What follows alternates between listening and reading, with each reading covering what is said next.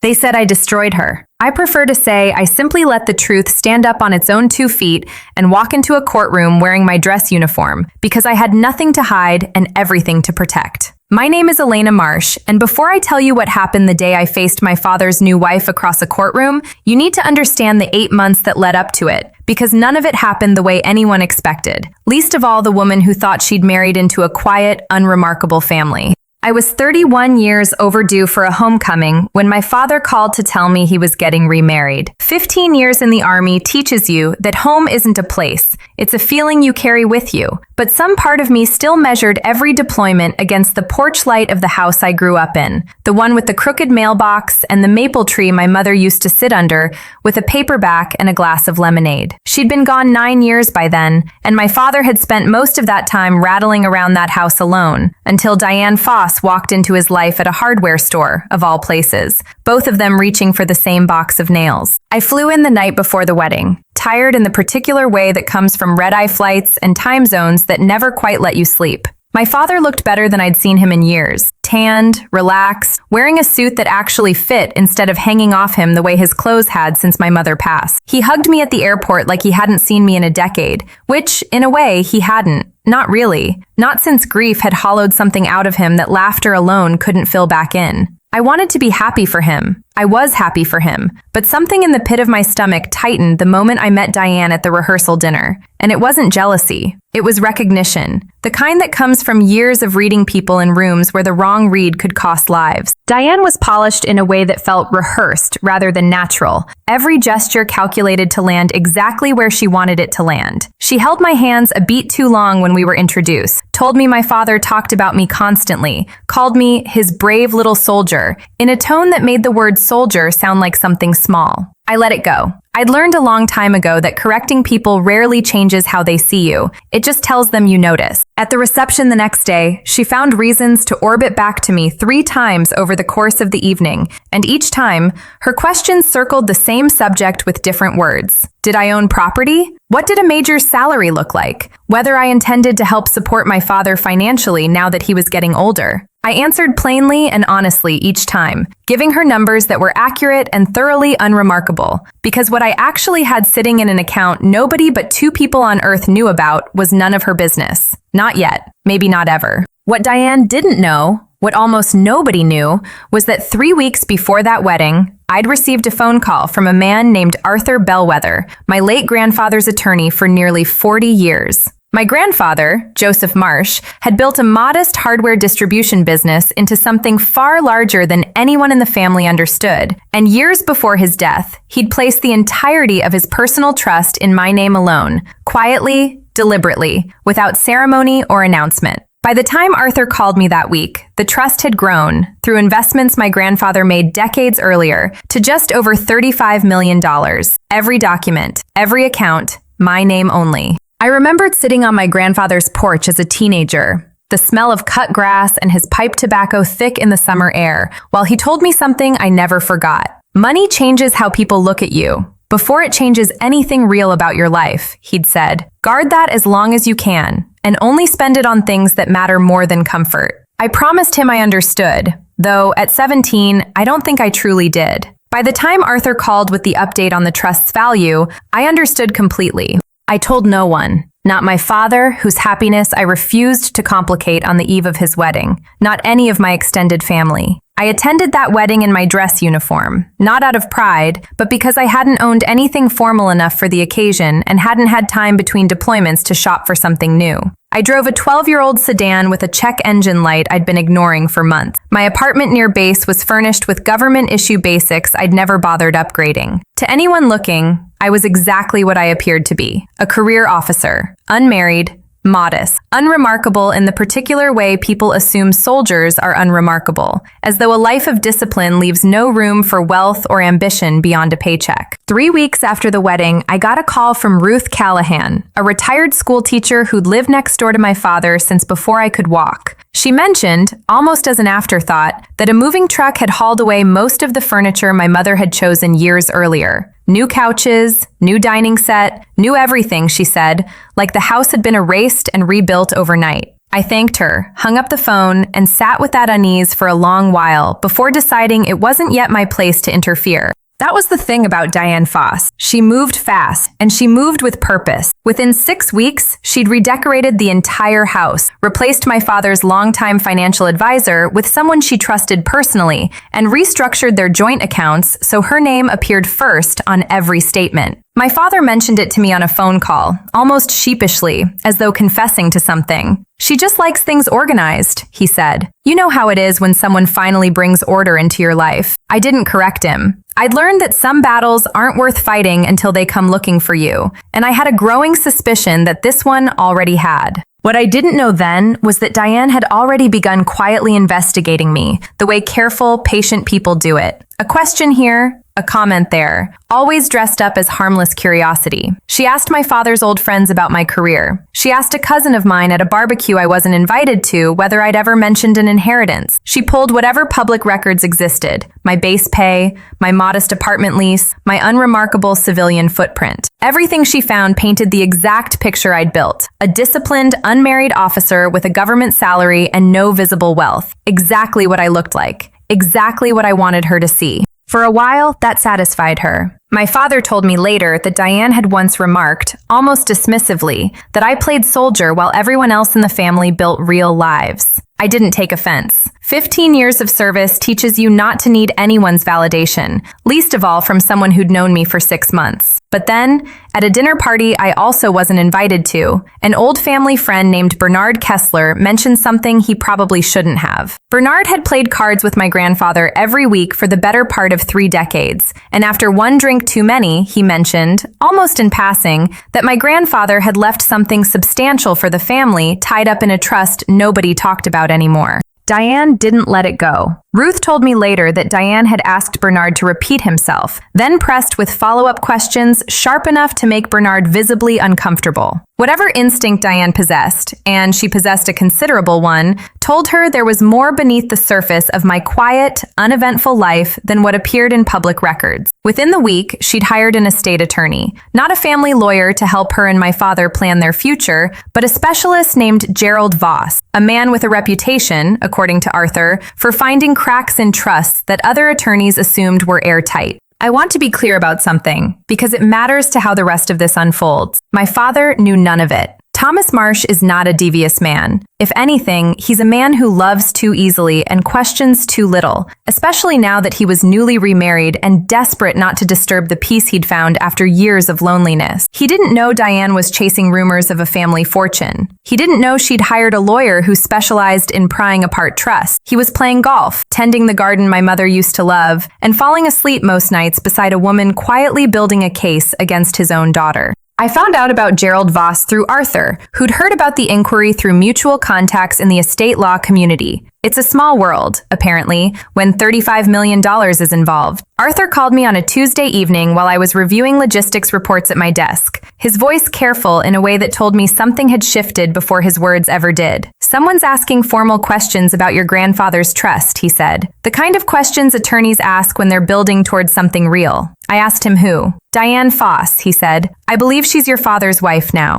I sat with the phone against my ear for a long moment, staring out at the rows of identical base housing units, thinking about how quickly a wedding toast can quietly turn into a battle plan. I wasn't angry yet. Anger requires surprise, and some part of me had expected this the moment I watched Diane count the room during her own reception. "Thank you for telling me, Arthur," I said. "Let's make sure everything is in order." He assured me it already was. My grandfather had been meticulous, and the trust had been reviewed and updated repeatedly over the years, each version notarized and witnessed with a precision that bordered on obsessive. But meticulous paperwork doesn't stop a determined person from trying, and Diane Foss was nothing if not determined. I was home on leave the following weekend, kneeling in the dirt of my small backyard garden, soil under my fingernails, pruning shears in hand, enjoying one of the rare, ordinary Saturdays my schedule allowed. I didn't hear the car pull up. I heard the doorbell instead, sharp and unfamiliar against the quiet. I wiped my hands on my jeans and walked around front expecting a delivery or a neighbor. Instead, I found Diane standing on my porch in a cream-colored blazer, sunglasses pushed into her hair, and beside her, a man in a charcoal suit, holding a leather folder against his chest like a shield. Neither had called ahead. Neither had been invited. "Elena," Diane said, stepping forward before I'd fully opened the door. "We need to talk." The man beside her introduced himself as Gerald Voss and extended a hand I didn't take. "We represent your father's interests," he said, though I noticed he carefully avoided saying my father had actually sent them. I could have shut the door. Some part of me wanted to. But 15 years of command teaches you that the moment someone sees you rattled is the moment you lose whatever ground you're standing on. So instead, I stepped back and held the door open. "Come in," I said. "Can I get either of you water?" Diane blinked, clearly having expected resistance, maybe even a scene on the porch she could later describe to my father as evidence of my instability. Instead, she walked past me into my living room, taking in the modest furniture, the bookshelf full of military manuals and gardening guides, the single framed photograph of my grandfather on the mantel. I watched her file it all away, the same careful way she'd filed away my old sedan and my dress uniform months earlier. We sat. I poured water myself, unhurried, letting the silence stretch longer than was comfortable. Gerald opened his folder and cleared his throat. "Major Marsh," he said, "we have reason to believe you're concealing assets that rightfully belong to your father's estate, specifically a trust established by your late grandfather, which we believe was intended to benefit the broader family, not a single individual." I set my glass down on a coaster, folded my hands in my lap, and looked at him steadily. "That's a serious accusation," I said. "Do you have documentation supporting that claim?" He hesitated, just slightly, the kind of hesitation that told me he had suspicion but no proof. "We're in the process of gathering it," he said. Diane leaned forward, her voice softening into something almost maternal. "Elena, nobody wants this to get ugly," she said. "Your father is getting older. He deserves security. If there's money meant for the family, it should go toward taking care of him, not sitting untouched while he worries about retirement." I studied her for a moment. There was something almost admirable about the performance, the way she shifted from accusation to concern in a single breath, as though she were the one protecting my father's interests rather than her own. I thought about my grandfather's voice on that porch years earlier, the way he'd warned me that money changes how people look at you, long before it changes anything real. "I appreciate your concern for my father," I said, keeping my voice even. "But I'm not going to discuss private financial matters based on assumptions and rumors. If you believe there's a legitimate claim here, I'd suggest you put it in writing and let the appropriate parties review it properly." Gerald's jaw tightened slightly. "Are you saying you deny the existence of any trust?" "I'm saying I'm not going to litigate my family's private affairs in my living room on a Saturday morning," I said. "If this is truly about my father's well-being, I'd expect him to be sitting here with you. He isn't. I find that curious." Diane's expression flickered, something sharp passing behind her eyes before the concerned mask slid back into place. "Thomas doesn't need to be burdened with legal details," she said. "That's what I'm here for, to protect him." "Then protect him," I said. "But don't mistake my patience for confusion about what's happening here." I stood, which was as clear a signal as I could give without raising my voice, and after a moment, Gerald stood too, closing his folder. Diane remained seated a beat longer, testing whether I'd crack under the silence, but I simply waited, hands folded, until she finally rose as well. At the door, she turned back with a smile that didn't reach her eyes. "This doesn't have to become a legal matter, Elena," she said. "We could resolve this like family." "If it becomes a legal matter," I said, "it won't be because of anything I've done. If you have a claim, let the courts decide whether it holds up." She studied me a long moment, and I watched something recalculate behind her expression. Not fear yet, but the quiet reassessment of someone who'd expect. 2 weeks later, I received a certified letter informing me that a civil claim had been filed against me in probate court. I read it standing in my kitchen, coffee going cold on the counter, and felt something in my chest go very still and very calm, the particular stillness that used to settle over me before a difficult mission briefing, the kind of quiet that meant it was time to stop reacting and start preparing. The claim itself was built on implication rather than fact. Gerald's filing argued that my grandfather's trust, though legally structured in my name alone, had been intended to benefit the wider Marsh family, and that my father, as the last surviving child of the original trust creator, held an equitable interest that had been wrongfully excluded. It was a theory built on air, but theories built on air can still cost a great deal of money and time to knock down, and I suspected Diane understood that better than most. Word traveled faster than I expected. A cousin called to ask if it was true. A retired commanding officer sent a short message that simply read, "Heard about the lawsuit, call if you need anything." Even a small local paper reached out asking if I'd comment on a family dispute involving a decorated officer. I declined. I had no interest in trying this case in public opinion. At work, the whispers were harder to avoid. Colleagues who didn't quite know what to say, offering the kind of gentle, useless advice people give when they assume you're in over your head. "Just settle," one friend suggested over coffee. "Give her something. Make it go away." I understood the impulse. Settlements are quiet. They avoid depositions and discovery and the exhausting work of proving a negative. But settling would have meant admitting, even implicitly, that there was something worth settling, that my grandfather's clearly documented wishes were somehow negotiable, that Diane's manufactured claim carried enough weight to warrant a payout. I hadn't spent 15 years building a reputation on discipline just to fold the first time someone pushed. "No," I told my friend. "If she wants to fight, we'll fight." I called Arthur that same afternoon and asked him to pull everything, every document, every version of the trust, every piece of correspondence my grandfather had ever generated related to his estate planning. Arthur, to his credit, had already anticipated the request and spent nearly 2 weeks assembling what would become the backbone of my defense. What emerged was more thorough than even I expected. My grandfather had been almost obsessive about documenting his intentions in the years before his death. Handwritten letters, dated and signed, explaining in his own words why the trust existed and why it belonged to me specifically. Not out of favoritism, he'd written, but because I was the one who understood the weight of responsibility, the one who'd never once asked him for anything. Years earlier, anticipating exactly this kind of challenge, my grandfather had sat for a short recorded statement with Arthur present as a witness, stating clearly and calmly that the trust was to pass to me alone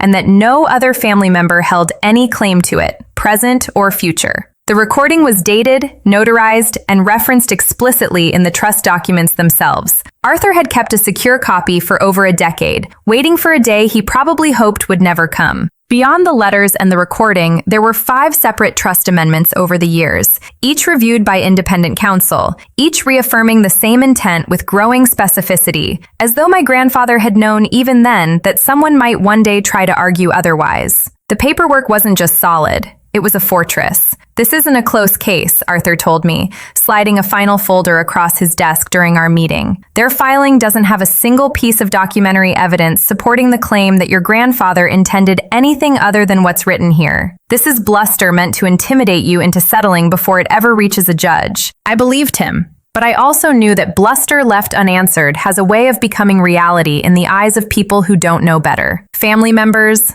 old friends, my own father, who I still hadn't spoken to directly about any of this. I asked Arthur what he thought I should do about that. "Let the court answer it," he said, "publicly, definitively. That way there's no room left for doubt from Diane or from anyone else." Here is where the story takes its first real turn, because up to that point, I believed this was simply a woman chasing money she had no right to. What I didn't yet know was that Diane Foss had done this before. 2 states away, under a different last name, she had married a widower with a modest but comfortable estate, spent 18 months consolidating his accounts under her name, and left him within a year of a similar legal dispute over an inheritance that ultimately proved she had no claim to. It surfaced almost by accident, when Arthur's forensic accountant, a meticulous woman named Priya Nandan, ran a routine background search on Gerald Voss's client and found a sealed divorce filing from 6 years earlier under the name Diane Whitcomb. Same birth date, same social security number redacted but traceable through court records, same pattern.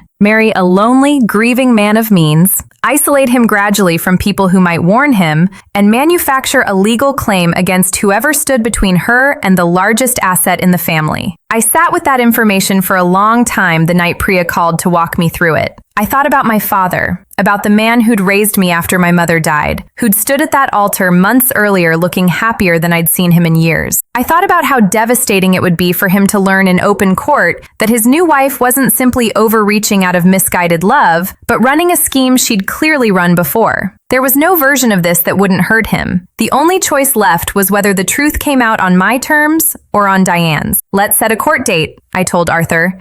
The courtroom was smaller than I expected, wood-paneled and quiet, the kind of room built for careful reasoning rather than spectacle. I wore my dress uniform, not for effect, but because it felt honest. This was who I was. the same person who'd stood at my father's wedding answering Diane's questions with a patience I no longer felt obligated to maintain. Arthur sat beside me, calm as ever, a stack of folders arranged with military precision on the table in front of us. Diane arrived 20 minutes later with Gerald at her side. The judge, a woman named Patricia Renshaw, silver-haired and precise, with a voice that carried without ever rising, called the proceedings to order. Gerald opened with the argument he'd rehearsed in my living room months before, that my grandfather's trust, though legally structured in my name, had been morally and practically intended for the entire family, and that excluding my father constituted an injustice the court should correct. He spent a long time on tone, describing my father as a man overlooked in his own family's fortune, painting Diane as a devoted wife simply advocating for her husband's rightful inheritance, and characterizing me, without saying it outright, as someone who'd hoarded wealth in secrecy while my father struggled to plan for retirement. It was a compelling story, if you didn't know the facts underneath it. I sat still through all of it, hands folded, the way I'd learned to sit through hostile briefings years earlier, absorbing without reacting, because reaction is exactly what people are hoping for when they're building a narrative rather than a case. When it was Arthur's turn, he didn't raise his voice either. He simply began laying out the trust documents one by one, methodical and unhurried. He read portions of my grandfather's handwritten letters into the record, his voice steady as he described a man who had thought carefully, and I watched Diane, for the first time since I'd met her, look genuinely uncertain. But Arthur wasn't finished. He'd spent weeks working with Priya, and what emerged next shifted the entire tenor of the room. Bank records showed that in the months following her wedding, Diane had initiated 3 separate attempts to consolidate my father's existing assets under joint accounts listing her as primary beneficiary. Subpoenaed emails from her financial advisor's office revealed pointed conversations about what would happen to those assets if something happened to my father. And then Priya presented the sealed divorce filing from 6 years earlier under the name Diane Whitcomb, a nearly identical pattern playing out with another grieving widower in another state, another manufactured claim,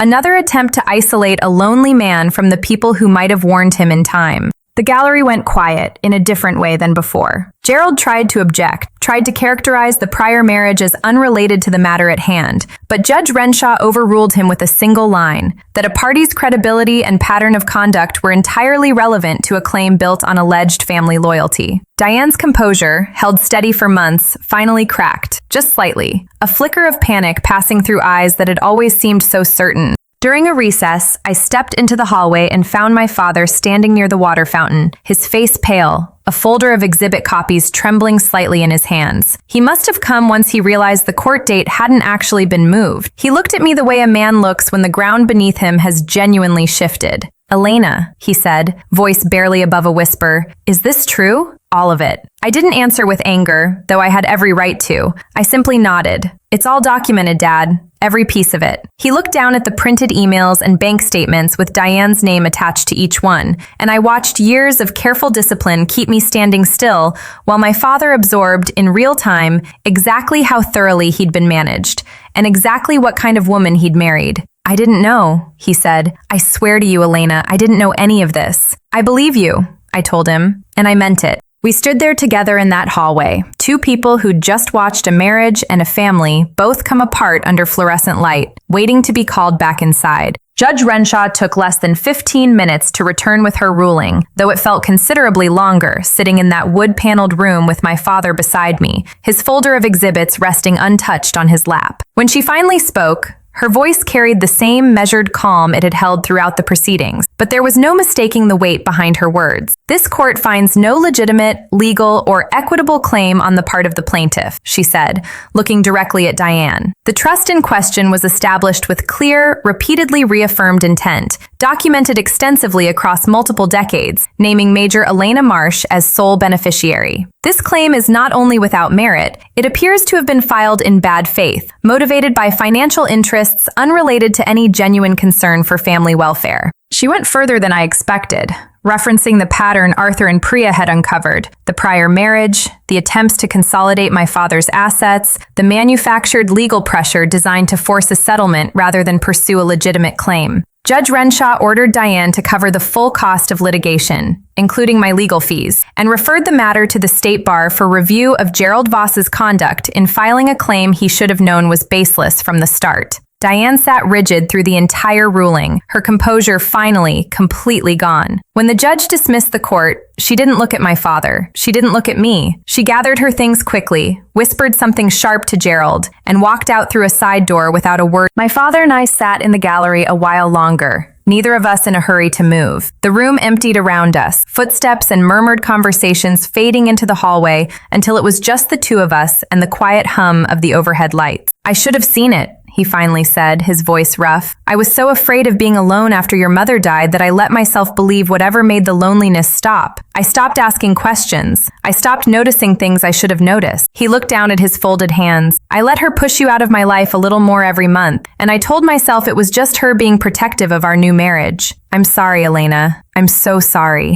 I studied my father in that moment. Really studied him. The way you study someone you love when you're trying to separate who they are from what they've allowed to happen around them. He looked smaller than I remembered. Not physically, but in the way grief and shame can shrink a person, folding them inward. I'm not going to pretend this didn't hurt, I said carefully. Watching you pull away these last few months, hearing about the lawsuit before you even knew what your own wife was doing behind your back, that hurt more than I probably let on. I know, he said. I don't expect you to just forget it. I'm not asking you to forget it either, I said. But I can forgive you, Dad. I already have. What I can't do is pretend that trust rebuilds itself just because a judge ruled in my favor today. That's going to take real time. He nodded slowly, wiping at his eyes with the back of his hand in a way that made him look, for just a moment, like an old man rather than my father. I understand, he said. I'll take whatever time you need. I just don't want to lose you the way I almost did. We walked out of the courthouse together into afternoon light that felt too bright after hours inside, and I found myself matching my pace to his slower one, the way I used to when I was small and he'd take my hand crossing busy streets. Somewhere in the parking lot, he stopped and turned to face me fully. Your grandfather knew, didn't he? He said. He knew something like this might happen someday. That's why he documented everything so carefully. I think he understood people better than most of us do, I said. He used to tell me that money changes how people see you before it changes anything real about your life. I think he was preparing for exactly this, even if he never said so directly. My father let out a breath that was almost a laugh, though there was no real humor in it. $35 million,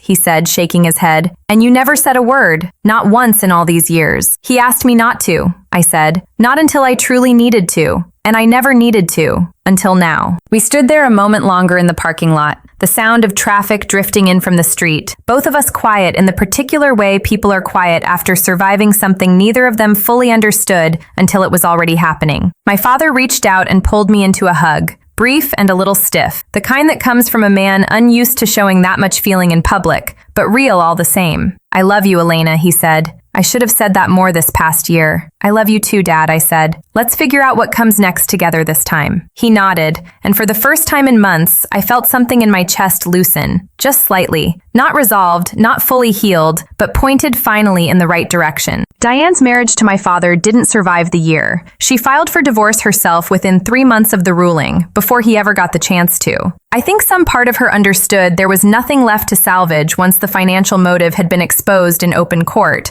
once the community that mattered to my father had quietly, unmistakably turned against her. She left with far less than she'd arrived with, a modest settlement, no claim to the house, no claim to anything connected to our family. The last anyone heard, she'd moved several states away and started over somewhere nobody knew her real history. My father sold the house not long after the divorce finalized. It had never really felt like his after my mother passed, and certainly not after Diane had stripped it of every trace of the life they'd built together. He found a small place 15 minutes from where I was stationed, close enough that we started having dinner together most Sundays, a habit neither of us had made time for in years before all of this happened. The trust I'd told him would take real time to rebuild did rebuild, slowly and honestly, dinner by dinner, phone call by phone call, in a way that felt sturdier than anything that came before it. As for the $35 million, I never touched it for myself. I kept my apartment. I kept my old sedan, though I finally let the mechanic replace the transmission I'd been ignoring for 2 years.